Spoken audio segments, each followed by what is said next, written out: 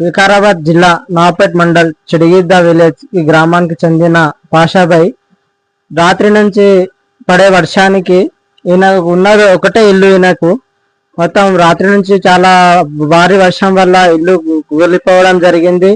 ఇందిరమ్మ ఇల్లు కూడా ఈయనకు రాలేదు. ఈయన ఒక పేద కుటుంబం, కూలి చేసుకుని బతికేటోడు. ఈయన ఎవరన్నా సహకారం అందిస్తే మంచిగా ఉంటుందని నా ఒక అభిప్రాయం. ఇప్పుడు ఉన్న ఒకటే ఇల్లు ఉన్నది, ఒకటే ఇల్లు అయితే కూలిపోయింది. ఇప్పుడు నాకు ఉండడానికి సౌకర్యం ఏం లేదు. ఇక నాకు ఏమైనా సహకారం చేస్తే బతికేటోని నేను. నాకు భూమి లేదు, గుట్ట లేదు, ఉన్న ఒక ఇల్లు అడిపోయింది.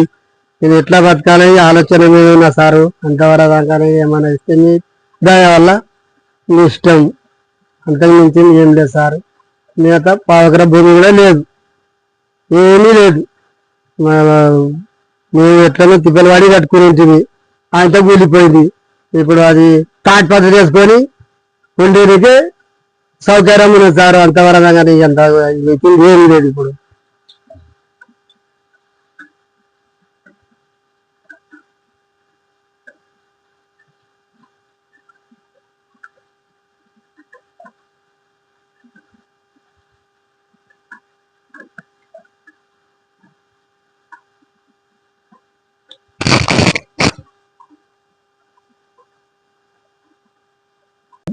వికారాబాద్ జిల్లా నవాపేట్ మండల్ చిడిగిద్ద విలేజ్ ఈ గ్రామానికి చెందిన పాషాబాయ్ రాత్రి నుంచి పడే వర్షానికి ఈయనకు ఉన్నది ఒకటే ఇల్లు. ఈయనకు మొత్తం రాత్రి నుంచి చాలా భారీ వర్షం వల్ల ఇల్లు కూలిపోవడం జరిగింది. ఇందిరమ్మ ఇల్లు కూడా ఈయనకు రాలేదు.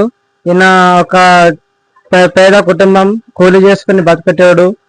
ఈయన ఎవరన్నా సహకారం అందిస్తే మంచిగా ఉంటుందని నా ఒక అభిప్రాయం.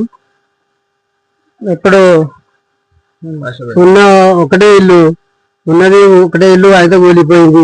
ఇప్పుడు నాకు ఉండడానికి సౌకర్యం ఏం లేదు. ఇక నాకు ఏమైనా సహకారం చేస్తే బతికేటోని నేను. నాకు భూమి లేదు, గుట్ట లేదు, ఉన్న ఒక ఇల్లు అడిపోయింది. నేను ఎట్లా బతకాలని ఆలోచన మీద ఉన్నా సారు. అంతవరకు దాకా ఏమైనా ఇస్తే దాని వల్ల మీ ఇష్టం, అంతకు మించి ఏం లేదు సార్.